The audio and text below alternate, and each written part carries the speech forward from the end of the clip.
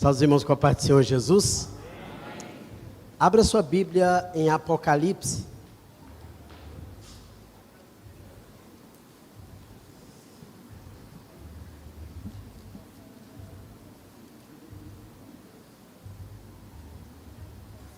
Livro de Apocalipse, capítulo 2. Apocalipse, capítulo 2, a partir do versículo 1.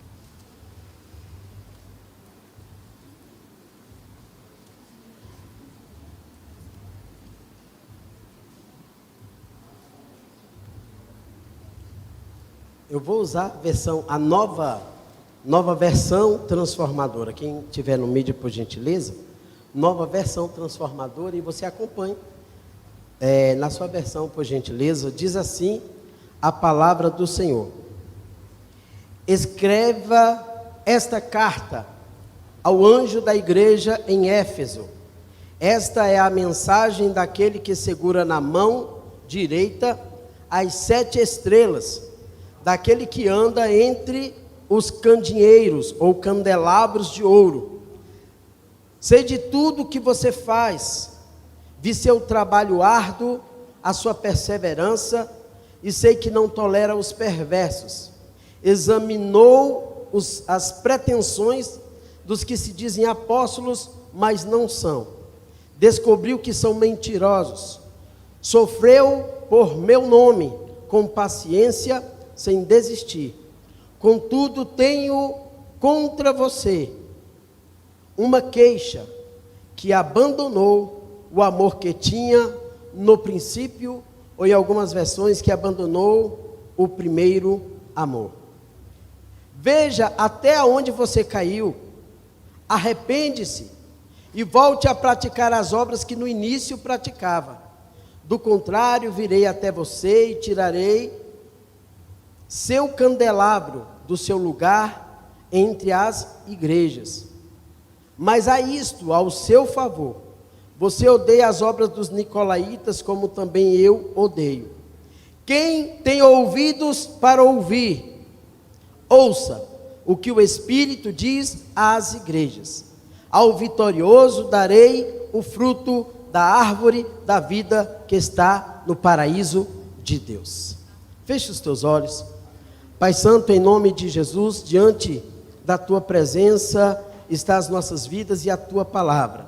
Que o Teu Espírito Santo possa nesta noite ministrar a cada coração, a cada necessidade.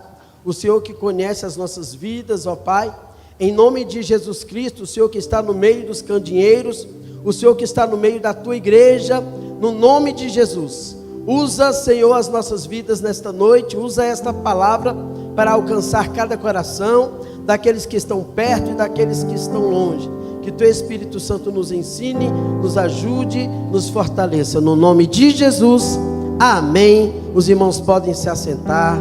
Glória a Deus.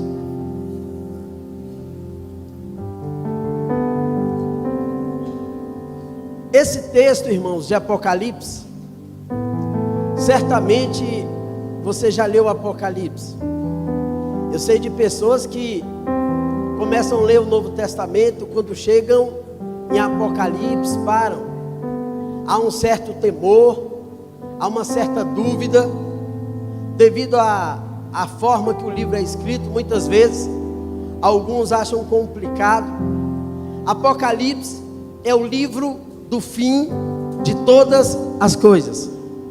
Mas Apocalipse também é o começo de todas as coisas. Em Apocalipse nós vamos ver aqueles que vão para o lago que arde com fogo e enxofre. Mas em Apocalipse também nós vamos ver aqueles que passam pelo milênio e vão para os novos céus e a nova terra.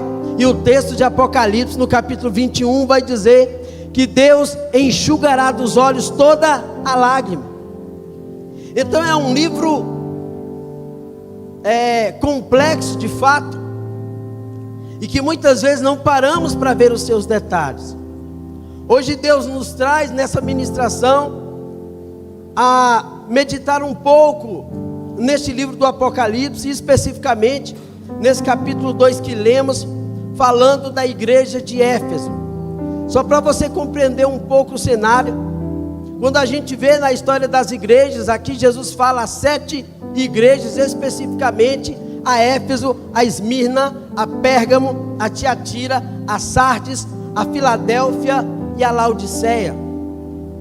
Quando a gente estuda e dá uma observada nas igrejas e o tempo que já se passaram desde a morte de Jesus, hoje nós já estamos em 1990 anos desde a morte de Jesus na cruz do Calvário. Quando a gente olha para a história, a gente vai observando que, pelo que aqui está dito, muitas igrejas dessa, sem dúvida, já não existem mais. Aliás, todas elas, do ponto de vista histórico, já não existem mais. Os locais delas são ruínas. Quando você escreve lá no Google e algum outro pesquisador, Pérgamo, ele mostra ruínas daquilo que era a cidade. E quando a gente olha, cada uma tem um detalhe interessante, cada uma nos ensina uma história. Mas quando a gente pega do ponto de vista espiritual, sabendo que tem a história, mas sabendo também que tem lições espirituais para a nossa vida, a gente vai observar pelos significados dessa igreja que cada uma traz uma lição para nós. Éfeso significa desejável, é a igreja do primeiro amor. Imagine os irmãos ali sendo perseguidos. Quando nós temos dificuldades, aflições, perseguições, nós temos uma tendência a ter um coração mais quebrantado, um coração mais puro, um coração mais desapegado. Aí nós vamos observar que os irmãos estão ali de casa em casa, estão doando os seus bens para ajudar aqueles que nada têm. Depois nós vamos ver Esmirna, que significa mirra, ou morte, ou amargura. É o tempo da igreja perseguida, dos mártires. Embora nós já vemos na igreja do primeiro amor Estevão, o primeiro mártir, em Atos dos Apóstolos, capítulo 7, morrendo por amor do Evangelho após um longo sermão. E quando Estevão é morto, a Bíblia nos fala que a igreja se espalha, os discípulos se espalham, exceto os 12, e eles se espalham e vão pregando o Evangelho. Então Esmirna é a igreja perseguida. A gente vai observar na história da igreja, como temos ministrado na escola dominical, que Nero, ele toca fogo em Roma, coloca a culpa nos cristãos, e toda a sociedade, naquela fake news, se fôssemos dizer nos dias de hoje, começa a acusar os cristãos, entregar onde eles moram, e agora eles são perseguidos, eles são presos. Os cristãos são envolvidos em pedaços de carne, em sangue. Eles levam para as arenas, para os estádios, colocam aqueles leões ali há semanas, famintos, e eles colocam aqueles cristãos na arena com suas famílias, com crianças, com jovens, não importa. E aí vem aqueles leões vorazes, ferozes, famintos, e destroem aquelas pessoas no meio da população, e o povo está ovacionando, estão gritando Nero. E a gente vai observar então a igreja perseguida. Ele culpa os cristãos, aí pegam os cristãos, amarram estacas, envolvem com estopas, com panos velhos, embebedam com óleos e colocam nas praças aquelas estacas fincadas com aqueles cristãos pegando fogo, iluminando a cidade. E muitas pessoas passando e achando correto, porque de fato eles estão sendo julgados. Aí vem a igreja de Pérgamo, que é a igreja cansada. Começa agora, Constantino assume o poder no império. Aí Constantino tem um sonho que ele vê uma cruz e uma mensagem: por esta cruz tu vencerás. E agora Constantino declara o império romano, o império cristão. Ele começa a ajudar a igreja, dá bens para a igreja, começa a favorecer os cristãos. Aí todo mundo fica muito feliz, porque agora o imperador também é crente, é cristão. E agora o paganismo começa a entrar na igreja. O paganismo começa a entrar. As pessoas começam a trazer para a igreja as coisas alheias ao evangelho. Começam a trazer velas para rezas. Começam a orar por aqueles que já morreram, podendo fazer a confissão de fé em vida. Começam a orar por aqueles que morreram. Começam a vender indulgências, que era um perdão do Papa, um diploma que o Papa dava, perdoando os pecados da pessoa. E a depender do quanto se pagasse, aqueles pecados poderiam ser perdoados, os de agora e os do porvir, ou todos os pecados, até aqueles que as pessoas fossem cometer. Nós vimos esta igreja, uma igreja mundana, uma igreja que aceitou o pecado, uma igreja que negociou o evangelho. Aí depois nós vamos ver Tiatira, que é uma igreja que sacrifica sempre, uma igreja profana na escuridão, fazendo tudo de uma forma ritual. Então observa que o pecado entra, o pecado ele vai entrar e vai nos fazer ficar ritualistas. Nós vamos fazer a coisa sem perceber, vamos começar a fazer as coisas por fazer, ligados no automático. Depois vem a igreja de Sardes, que significa aqueles que remanescentes, aqueles que sobraram da fé, aqueles que buscaram em Deus corrigir os seus erros. Aí nós vimos aí a igreja reformada, de Martinho Lutero, de Calvino, de Zwinglio e tantos outros nomes, que ajudaram nessa reforma do ponto de vista humano, com seus ensinos, com sua vida, com seus jejuns, com as suas orações. Depois nós vimos a igreja de Filadélfia, que significa amor fraternal, uma igreja avivada, uma igreja missionária. O Brasil tem o que tem hoje em termos de fé por conta de missionários, muitos. Você vai encontrar no Brasil vários lugares, instâncias, como a Palavra da Vida. Você vai encontrar igrejas em que os americanos que eram crentes, fugindo da perseguição na Europa, fundaram aquele país e agora prósperos, eles começam a abençoar muitos outros países, enviando missionários. Pastor Andréa mesmo falou no testemunho dela ontem, de que colocou a mão ali na oração pelo evangelista, teleevangelista Rex Samber. Quantos conheceram o Rex Samber? 1, vai, entrega. 2, tem mais, entrega. 3, Rex Samber eu assisti na casa do vizinho, televisão preto e branco, chiano, assistindo escondido. Rex Samber, ele era tipo o pastor Silas Malafaia hoje em termos de alcance. Então eles pagavam programas, faziam a tradução, colocavam legenda, colocavam lá dos Estados Unidos aqui. Pastor Andréa deu testemunho de que foi abençoada por uma mensagem que ali foi pregada, e quantos outros se converteram. A igreja missionária. Aí nós vimos aí agora então a Laodiceia, direitos do povo, pronunciamento pessoal. Pastor, eu tenho meus direitos, não é verdade? Nós estamos no tempo dos direitos.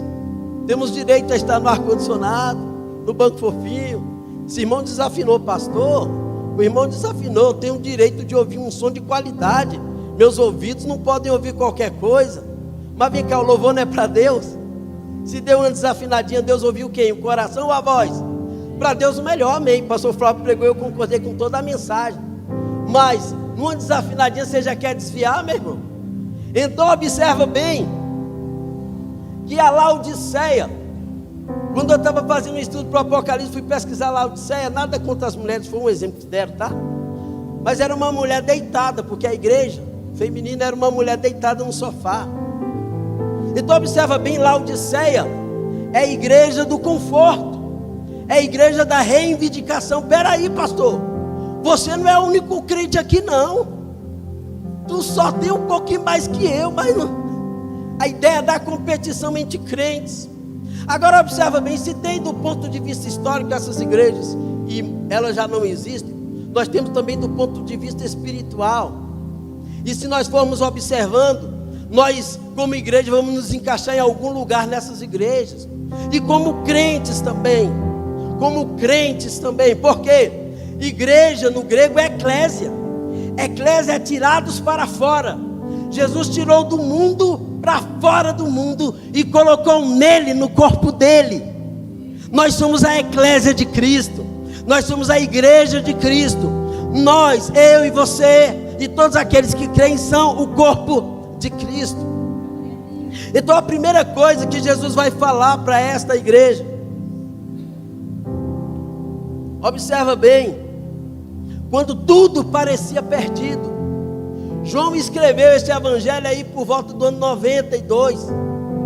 Observa bem, ele já está velhinho, 92 anos, surrado, sofrido, num tempo que não tinha SUS, não tinha tantos tratamentos, né? Não tinha botox, não tinha nada. Ele devia estar todo encruadinho, sofrido ali. E aí o que acontece? Já não tinha mais esperança, estou preso, sem WhatsApp, sem Wi-Fi, sem TV de plasma, nada, não tinha nada. Aí Jesus, que não depende de tecnologia, Jesus que não depende das circunstâncias, e faz uma promessa poderosa e se cumpre, porque ele estava com os discípulos e falou: olha, se eu quero que ele fique até que eu morra, que te importe. Jesus estava conversando com os discípulos e disse que João ficaria até que ele viesse. Ele fala: se eu quero que ele fique até que eu volte, não é até que eu morra não, tá? Desculpa. O meu cérebro falou: tu errou. Até que eu volte. Então João viu a volta de Jesus. Ele estava na ilha de Patmos, todos já se foram, morreram. E agora? Não tem ninguém para me ajudar. E aí Jesus aparece para João. A primeira visão que João tem, ele é atrás, ele olha e ele vê candeeiros, ele vê as igrejas ali representadas.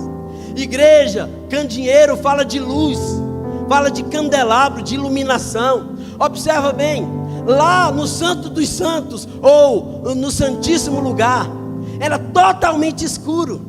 Quem iluminava aquele lugar era a glória de Deus quando se manifestava. Já no Santo Lugar tinha um candelabro. Candelabro, o óleo tinha que ser acrescido todos os dias, e aquela lâmpada permanecia acesa.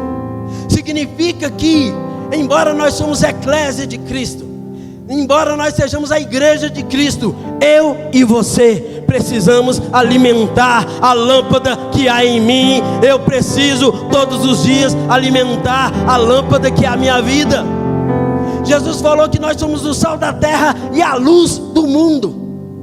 Então essa lâmpada que é você, e todos nós juntos somos esta eclésia, esta igreja, este candelabro. Jesus estava passeando no meio dos candelabros. Ei, Jesus está aqui no nosso meio. Jesus está aqui com você nesta hora. Jesus está conosco aqui. Ele mostrou para João que ele estava preocupado com a sua igreja e que ele tinha intimidade. Então ele estava passeando no meio das igrejas. Mas observa bem a igreja que nós mais temos nos dias atuais, nós enquanto igrejas no sentido geral, afinidade, é a igreja de Laodiceia, que é a igreja dos últimos tempos, é a igreja próxima ao arrebatamento, é onde nós estamos. Agora Deus me traz nesta noite a este texto para falar de Éfeso, da igreja desejável, que é a igreja que Jesus espera. Jesus espera esta igreja desejável, que é Éfeso, para a minha vida e para você.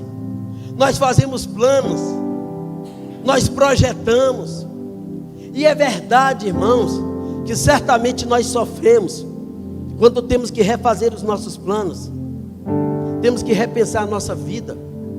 Quantas vezes nós erramos? Não sei vocês, mas eu erro muitas vezes. E quando a gente se erra, o que é que vem no nosso coração? O que é que vem ao nosso coração? Frustração, não é isso? Vem frustração, tristeza.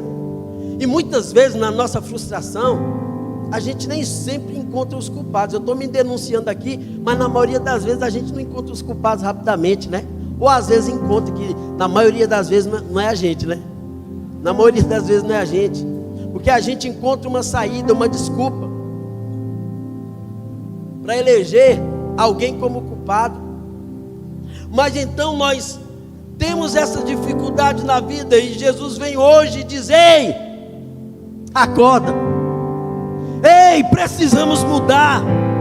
Observa bem, irmãos, Jesus, ele morreu, ressuscitou, está à destra de Deus. O que ele tinha que ficar se preocupando comigo?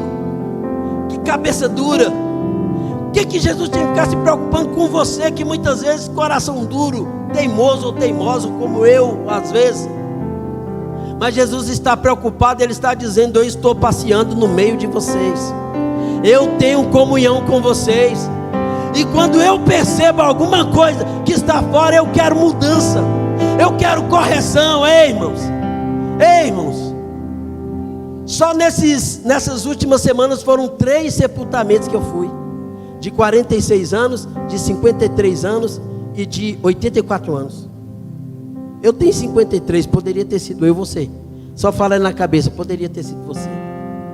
Então Jesus sabe, irmãos, Jesus sabe da vida de cada um de nós, E ele vai falando coletivo, porque se ele falar especificamente comigo, com alguém aqui, a gente morria até na hora. A gente vai morrer amanhã.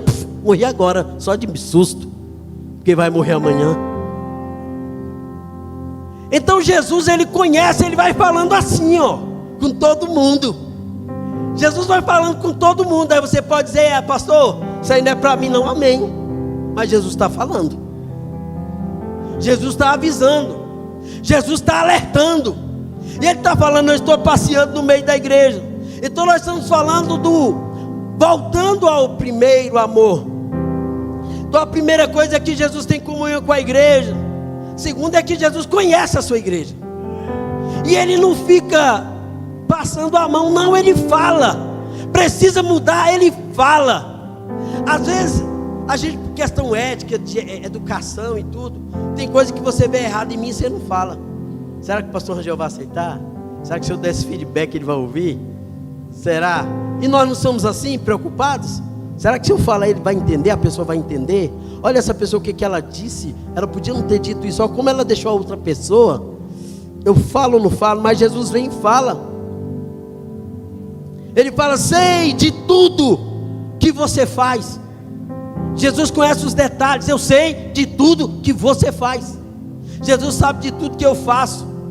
Irmãos, e nós estamos num tempo que o que nós fazemos nos importa. E mais ainda, importa o que nós fazemos para nós mesmos. Importa a repercussão do que nós fazemos.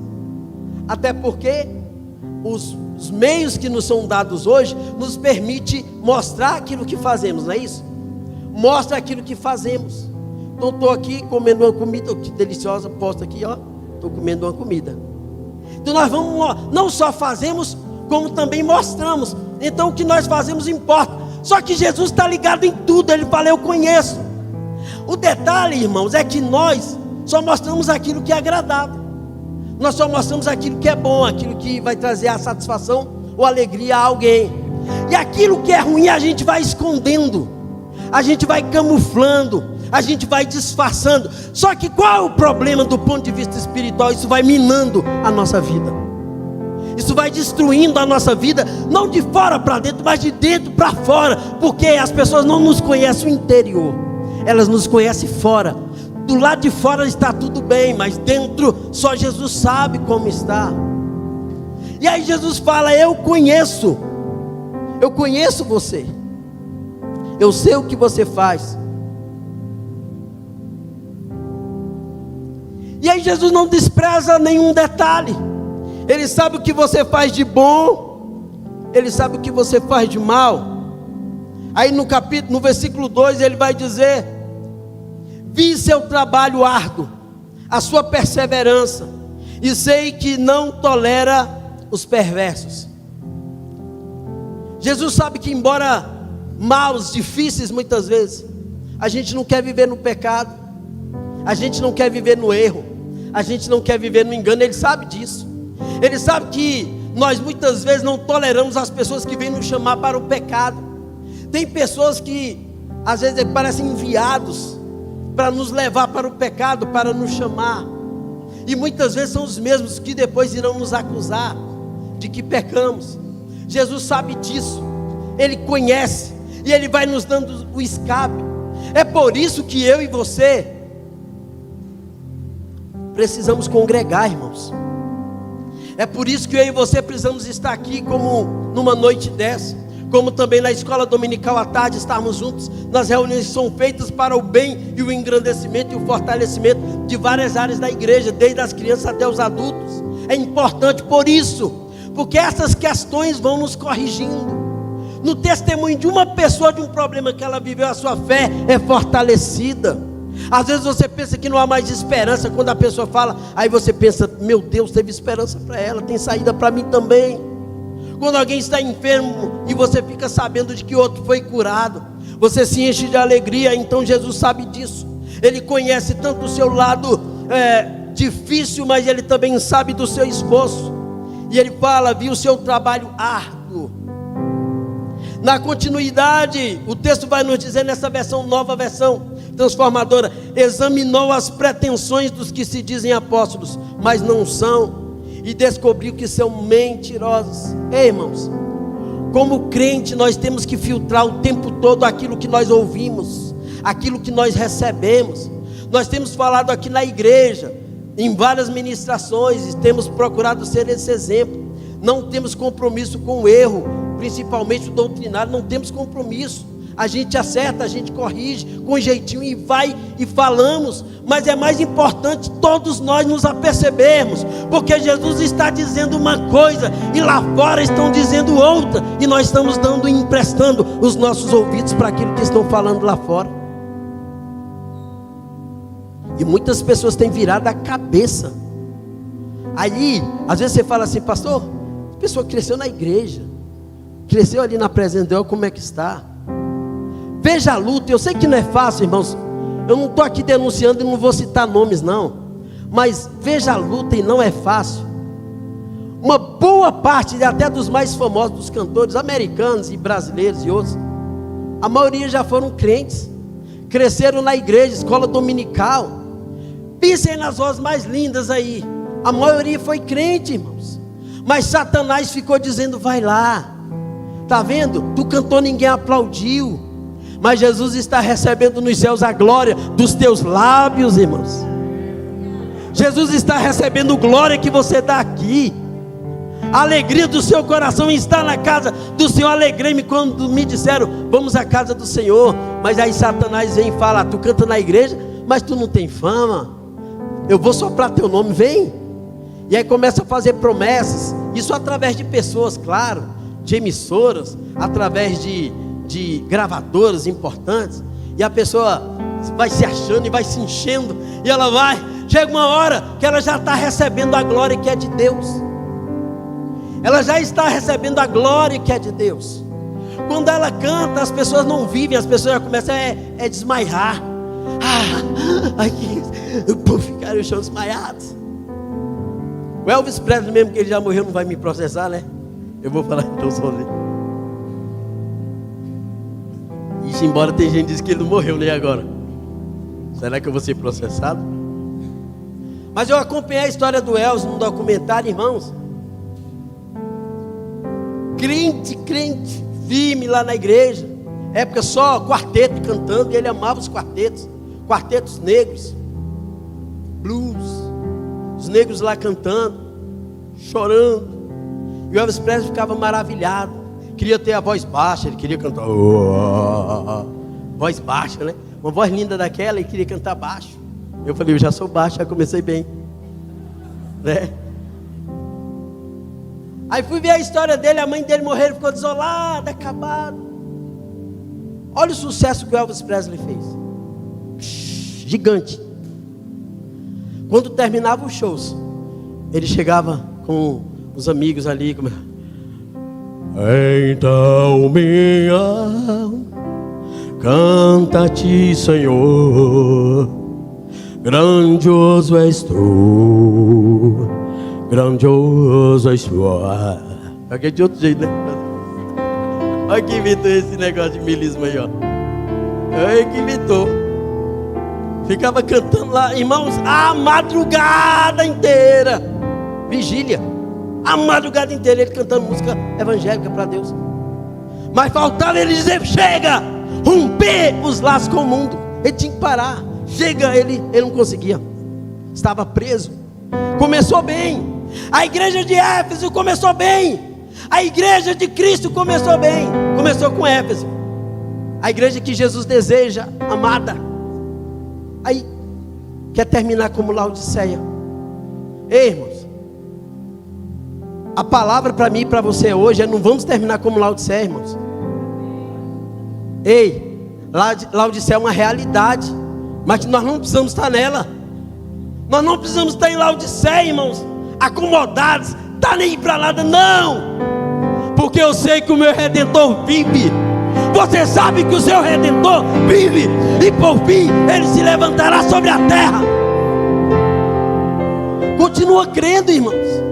Você vai ter um corpo transformado, você vai ter um corpo glorificado, você vai estar com Jesus para sempre, o autor e consumador da nossa fé. Ei, a gente só fala de Jesus aqui e sente. a gente fala e sente. Lá nós vamos ver Jesus como Ele é. Vamos olhar nos seus olhos e ver Jesus e abraçar, estar junto com Ele. Ei, isso é maravilhoso. Oh, aleluia. E o diabo sabe disso, porque ele já esteve lá com Deus, vendo Deus face a face. Ele sabe. Ei, irmãos, e o diabo é tão covarde que um dia eu vi uma entrevista com um rapaz marginal, e ele falou assim, ó, é só para ilustrar, tá? Eu vou morrer, mas eu levo muitos comigo. Vou morrer, mas levo muitos comigo. Como se fosse um trunfo. É esse o pensamento do diabo, irmãos. Ele sabe que ele está condenado, mas ele quer que eu vá junto. Sai para lá, Satanás. Para trás de mim. Sai, pedra tropeça. Então Satanás sabe que vai, mas ele quer te levar junto. Diga, não vou. Diga, estou com Jesus. Então, irmãos, a palavra hoje é só para isso. É para me despertar. É para me chacoalhar. É para eu refletir. É para você pensar. A segunda, uma semana nova vai começar. E o que nós vamos fazer da nossa vida? O que nós vamos fazer da nossa vida? Nós vamos ser Éfeso, a desejada? Ou vamos ser Laodiceia, que só quer ter direitos para tudo, não quer se esforçar pelo reino? Ei, irmãos, se você soubesse que tem lugares que só você vai poder entrar, tem pessoas que só você vai encontrar,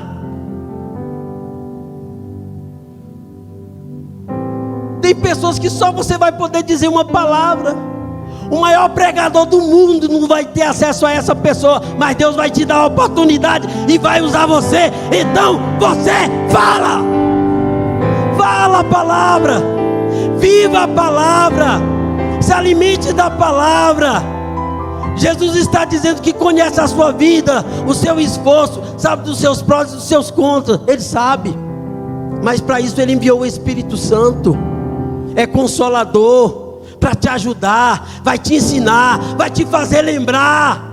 O Espírito Santo vai te fazer lembrar de tudo aquilo que Jesus falou. Então, mais do que nunca,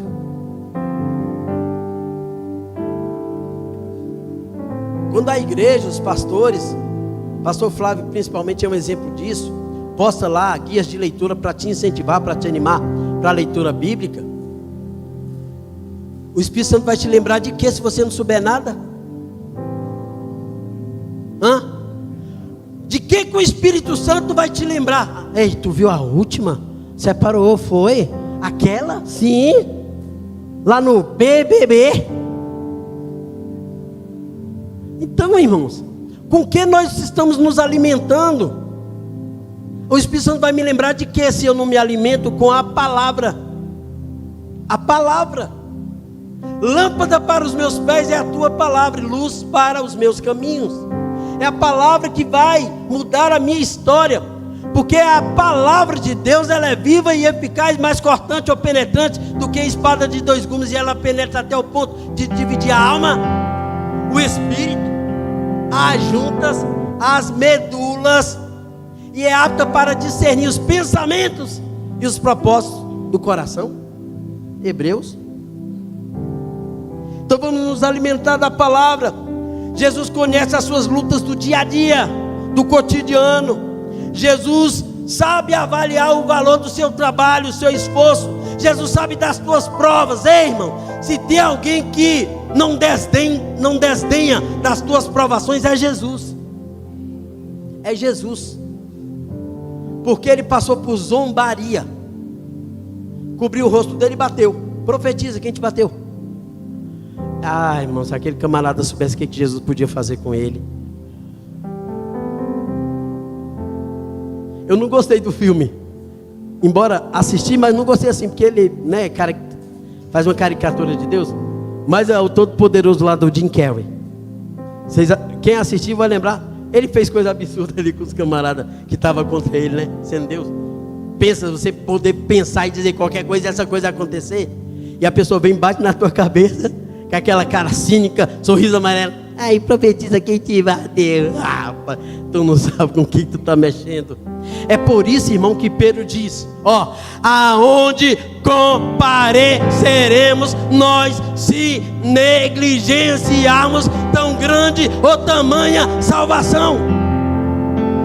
O lago que arde com fogo e enxofre, não é só fogo, tem enxofre. Porque o enxofre revitaliza o fogo, ele potencializa e pega fogo sozinho, combustão instantânea, e ele vai piorando, nunca melhora, é só piora. Porque é tão ruim lá, porque lá no céu vai ser tão bom. É o inverso. Porque já pensou, não, pastor, depois a gente muda, apertar um botão a gente muda de lugar. É, irmão, não é assim não. Não é assim não. Ei, rapaz, nós somos ladrões, malfeitores. Esse nada fez. Senhor, lembra-te de mim quando entrares no teu reino. Hoje mesmo estarás comigo no paraíso. Hoje mesmo. Hoje. Jesus, a gente faz gabinete e dá ficha de membro, né? Quem é membro aqui, passou pro gabinete, recebe ficha de membro. Nem ficha de membro fez, irmão. Nem ficha de... Não fez gabinete. Vamos tirar uma foto aqui, para depois colocar no grupo. Tira a foto aqui, a selfie. Quem fez gabinete, que viu, tem a foto. Irmãos, quem estava lá embaixo não ouviu nem a conversa. Eles estão conversando. A cabeça deles é: 2 camaradas morreram, malfeitores, ladrões, bandidos, morreram. Foram tudo para o inferno. Ei, irmão, só que teve um que ninguém ouviu a história dele. Está sendo contada hoje na Bíblia, está contada. Ele foi para o céu. E o outro? Não tem meio termo. Não tem meio termo. O outro, se esse se salvou, Senhor, lembra-te de mim quando entrasse no teu reino. O outro se perdeu, infelizmente. Mas ele teve a oportunidade. Hoje nós temos a oportunidade. Hoje eu e você tem a oportunidade, e Jesus está nos dando esta oportunidade. Embora Jesus nos ame, Ele nos confronta. Ele nos confronta. Contudo, tenho contra você. Olha como Jesus é específico. Contra mim. Vocês estão vendo que Jesus está falando contra mim? Agora lê esse texto do teu ponto de vista. Jesus está falando contra quem? Contra? Diga eu. Não, contra mim. Contra você. Tenho porém contra você que você abandonou o amor que tinha no princípio. Nós vamos abandonando, irmãos. Nós vamos abandonando, vamos deixando. Quando olhamos, estamos distantes. Dias atrás, a nossa irmã Yara pregou aqui no domingo e falou dos discípulos indo no caminho de Emaús. Olha só como eles já estavam distantes fisicamente. Já estavam indo embora. Estavam indo. Jesus encontra e eles: você não está sabendo não? Só você não está sabendo? Celular desligado, bateria descarregou, não está sabendo? De Jesus, profeta, poderoso em obras. Tá sabendo não? Olha a distância que eles já estavam, fisicamente, espiritualmente. E disseram que esse é o 3º dia, ele ia ressuscitar. Então, irmãos, aí você entra lá e ouve a ministração que a ela fez uma forma muito legal de mostrar esse texto. E está no nosso canal. Então observa bem as circunstâncias. Jesus fala que eu abandonei o primeiro amor.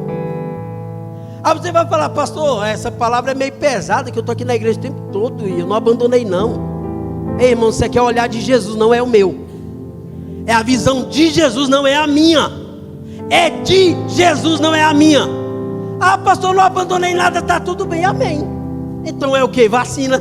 Ei, é vacina. Com um detalhe, já testada, não tem contraindicação.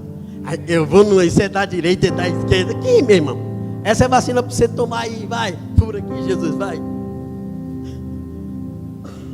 Vacina. Se você sair daqui vacinado, porque o amanhã te espera, irmãos, para te tragar. Satanás continua sendo o diabo acusador. Satanás, no original, é aquele que lança contenda entre os irmãos. Ei, parte da nossa vida é só preocupado com o que falar da gente. com o que estão dizendo dos outros.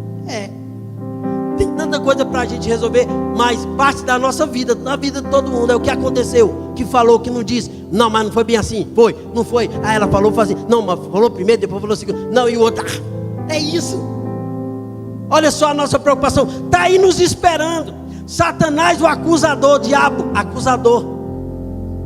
Pastor, mas chegando em casa agora eu vou dormir. E eu peço a Deus que os anjos me guardem, amém. E é verdade, guarda mesmo. Ele está para trabalhar ao seu favor. Mas Satanás está dormindo? Não. Está pensando num plano de destruir a minha vida. Está pensando num plano de destruir a sua vida. Está armando estratégia para destruir a nossa vida. E nós estamos lá, às vezes, dormindo fisicamente e dormindo espiritualmente. Dormindo. E Satanás, o mesmo que tentou o Abraão, o Isaac, o Jacó, o Salomão, o Ezequiel, o Daniel, o Osé, o Joel, o Amós, o Obadias, o Jonas, o Miqueias, o Sofonias, Abacuque, o Zacarias, o Mateus, o Lucas, o Marcos, o Paulo. Vai tentar você, vai tentar a mim, em coisas que eu nunca vi na vida, quem sabe.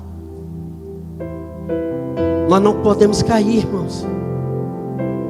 Você não pode perder a sua fé. Você não pode perder a sua comunhão com Cristo. Você não pode perder aquele friozinho assim que está tão gostoso aqui, de sentir Jesus, de sentir Deus. Você não pode. Ei, você não pode perder. Os discípulos, eles estavam ali. Eu sei que a situação dele, se fosse nós, quem sabe a gente estava fazendo coisa pior, que Jesus estava indo embora. Estou falando mal deles não, mas eles falaram, olha, quando ele estava com a gente, o nosso coração não ardia. O nosso coração não ardia. Ei, irmãos, Jesus está presente aqui, irmãos. Deixa o seu coração arder aí. Deixa sua alma ficar livre. Está tendo uma ministração aqui na quinta. Liberte sua alma. Ministrações maravilhosas, profundas. Aqueles têm vindo, têm assistido. Para muitos eu tenho mandado o link. Têm sido edificados, irmãos. Nós precisamos melhorar, porque Jesus estava preocupado com a nossa vida, com o nosso abandono da fé. E aí ele vem agora e fala, vocês deixaram o primeiro amor. Mas a pessoa fala, pastor, mas eu todo dia ouço umas músicas de amor sertaneja, universitária. Eu não vou fazer aqui não, nem cantar os pedacinhos das músicas, eu sei de alguns. Você também sabe, não vem dizer que não sabe não, você sabe. Sabe, irmãos? Eu me atrevo de vez em quando e brinco, o pastor Anderson sabe comigo, pedia, pastor. Ele tem medo de eu falar aqui, né? Ele pedia, pastor Angel, dessas pegadinhas hoje no YouTube, pegadinha não. O anjo aparece lá, os irmãos brincando, aí o pastor vai falar, isso aí muda. Aí, eita, outra coisa, não é? A Catherine falou que vai fazer outro aqui daqui um dia. Eu acho que aquele galo vai entrar. Não é aquele galo que eu fiz na última pregação. Observa bem, irmãos. Nós precisamos de uma mudança. E o amor está sendo pregado aí, de todo que é jeito. Está lá na rua, na estrutural, passando. Olha para o lado, ame mais. Ame mais. Olha, o amor está lindo. As placas, escritas até nos prédios, ame mais. É ou não é? O povo está querendo amor, não está? Ame mais. Aí esse dia eu vi lá, ame mais por R$ 59,90. Eita, velho. O irmão vai dizer assim, pastor, o senhor está observando isso aí? Irmão, você também está, você passa na rua, não? Não vem dizer isso, não. Todo passa na rua e tá lá, está escancarado. Está lá escancarado. Eu falei, baixou aí, R$ 59,90. Que absurdo. Então você observa bem o que está falando. Então, nós temos aí na história, nos ensinos, o amor estorge. Aí me ajuda com os slides aí. O amor estorge, que é o amor da afeição fraternal. Qual é a base do amor estorge? É o amor baseado no afeto. Quem me conhece sabe que eu não rejeito um abraço. E esse pastor abraça só os baixinhos igual a ele? Não, meu irmão, eu abraço todo mundo. Não me importa ficar no sovaco de ninguém. Não me importa. É bênção. Abraço, criança, todo mundo. Já fui curado em abraço e certamente Muita pessoa foi curada em algum abraço que eu dei, no seu, de todos nós. Então o estorge é esse amor, irmãos, do afeto. Nós precisamos do afeto. Aí vem o filho, que é o amor social. É o amor baseado na amizade. Nos dá uma ligação entre pessoas, compartilhando interesses, coisas comuns. Aí vem o amor eros, que é esse amor que está espalhado aí, cantado nas músicas, né? Amor amante. Mas amante é uma palavra boa de romantismo, de amor. Mas a palavra amante aí está deturpada, não é verdade? Inclusive filme americano, o pessoal para no motel para dormir. Aí inventaram que o motel aqui é para eros. Se você vir filme americano, a família inteira para no motel e dorme. Mas aqui virou lugar para sexo ilícito, para pecado. Então o eros é o amor sensual. É preciso eros? Claro que é preciso. Como é que as pessoas vão fazer filhos sem o amor eros, sem o erotismo, sem um desejo, sem a necessidade? Quem colocou o eros foi Deus. Mas o eros tem que ser no casal, não pode ser fora, no test drive, como diz o pastor Anderson, essa expressão que o pastor Anderson comenta aqui. Então, irmãos, esses tipos de amor, o mundo está cheio. Jesus não está falando deste amor. Ele está falando de um amor mais profundo, que eu vou dizer para vocês para concluir. Jesus usa como base para estar preocupado com a igreja o seu verdadeiro amor. É o amor dele que ele usa. E esse amor é verdadeiro porque nos alerta. Pastor Flávio pregou, estou lembrando aqui porque a gente vai lembrando das ministrações, né? Pastor Flávio pregou dias atrás, né? Mensagem abençoada, você vai lá assistir também, né? Eu não estava querendo aqui fazer as propagandas, mas você vai lá e assiste. Ele falou muito sobre amor e ele lembrou que quem ama, castiga. Não foi, pastor Flávio? Quem ama, ele não quer ver você no erro, não quer ver você pecado. Em quem ama te alerta.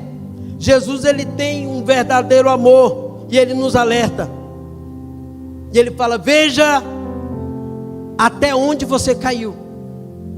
Em algumas versões diz assim, ó: veja onde caístes.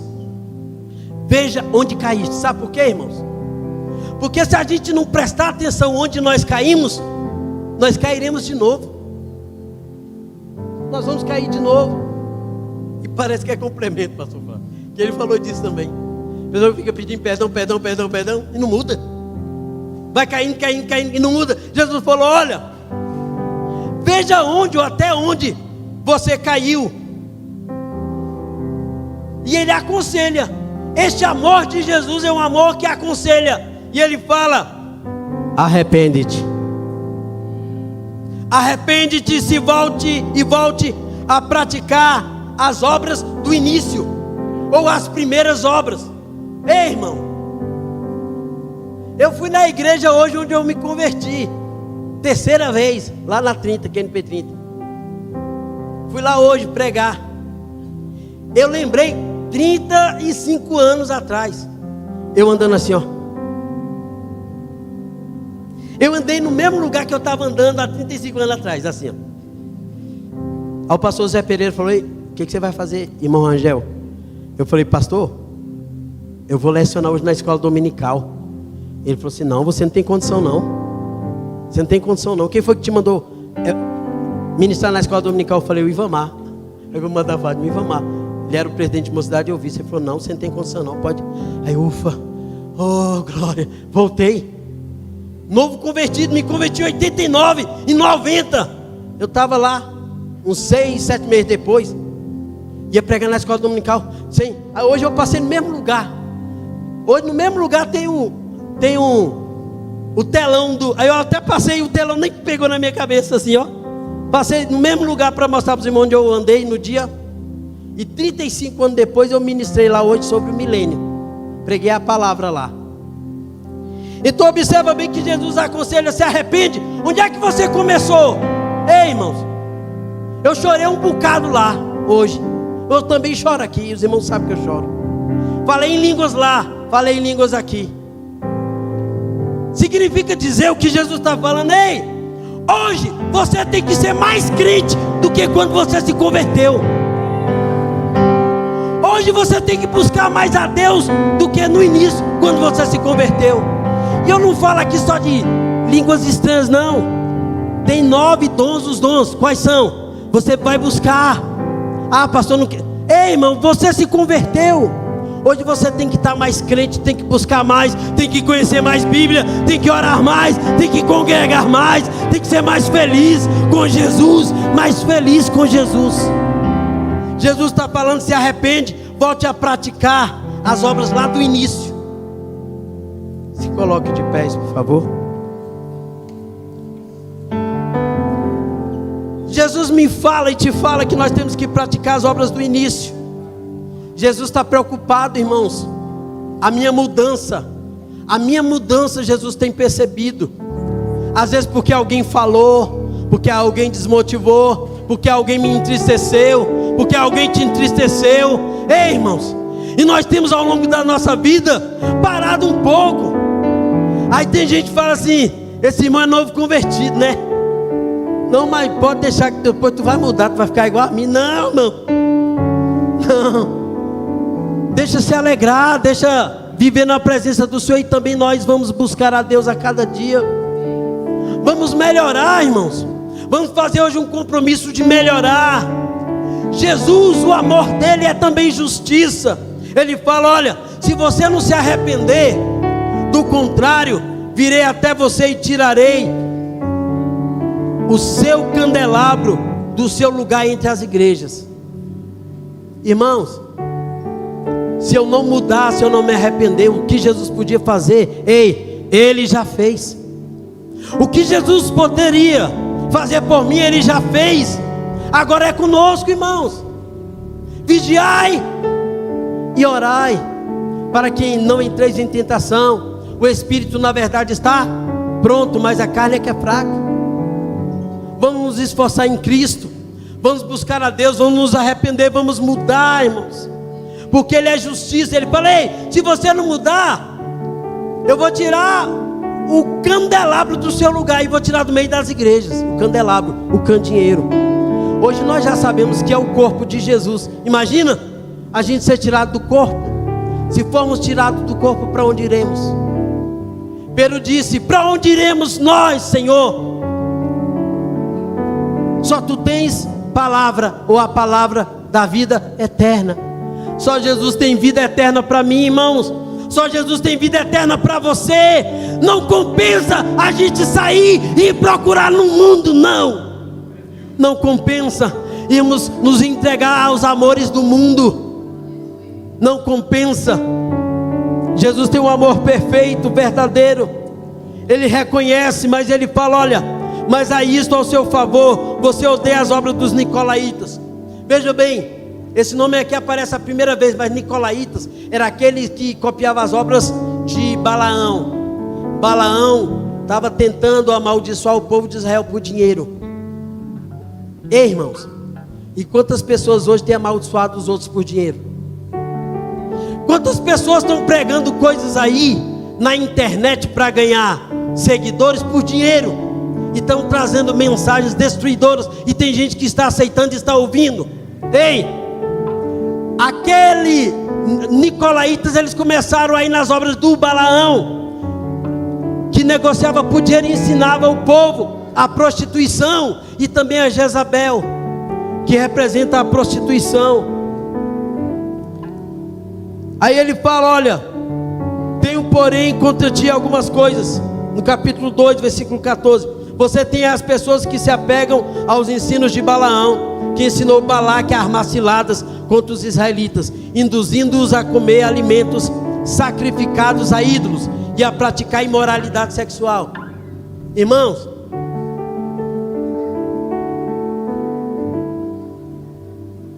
comida sacrificada a ídolo tem até hoje com nomes diferentes. Tem até hoje com nomes diferentes.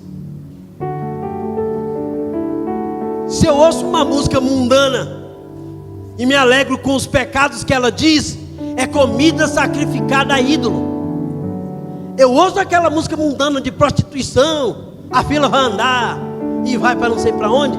Ei, irmãos, Aquilo ali é comida sacrificada a ídolo. E tem muitas outras coisas aí do mundo atual que você não é inocente. Você vai entender o que eu estou dizendo. E tem muitas coisas que estão aí no mundo, e são coisas sacrificadas a ídolo. O desejo, a vontade, o nascedouro dessas coisas foi no pecado. Dias atrás um pessoal famoso, canta até muito bem, pegaram uma música de um camarada que eu conhecia há um tempo atrás, o Raul Seixas, e aí tocou no culto aquele dia. Música até acaba bom de letra. Tente outra vez. Irmão, mas Jesus não falou para a gente tentar o tempo todo? Ai, por que eu vou pegar o Raul Seixas para dizer tente outra vez? Se você cair 7 vezes e vai levantar, não é tentar outra vez? Então, irmãos, comida sacrificada a ídolos. Estava dizendo, ei, Jesus falou, vocês estão rejeitando, e eu, parabéns por isso. Rejeite, irmãos. Está vindo muitas coisas embaladas pelo diabo para eu e você aceitar com cara de coisa boa, e nós não podemos aceitar. E o amor de Jesus, para concluir, traz esperança. Ele fala: quem tem ouvidos, ouça o que o Espírito diz às igrejas. Às vezes eu vou falar, pastor, essa mensagem eu pensei que é para quem não é nem crente. Não, irmão, é para mim, para você, para nós.